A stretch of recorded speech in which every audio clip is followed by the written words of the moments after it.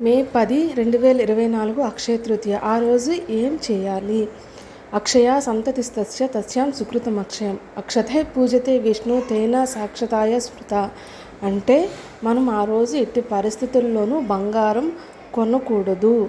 ఎందుకు కొనకూడదు? అసలు మనం ఏమేమి దానాలు ఇవ్వాలి? ఆ రోజు చెప్పుల దానము, గొడుగు దానము ఎందుకు ఇవ్వమంటారు? అసలు అక్షయ తృతీయ అనే పేరు ఎలాగొచ్చింది అనేది పూర్తి కథ కూడా నేను లాంగ్ వీడియోలో చేశాను. భవిష్య పురాణం ప్రకారం శ్రీకృష్ణుడు అక్షయ తృతీయ అనే పేరు ఎలా వచ్చింది అనే కథని, ఆ వృత్తాంతాన్ని తెలియజేశారు. కాబట్టి ప్రతి ఒక్కరు కూడా ఆ కథని తెలుసుకోండి.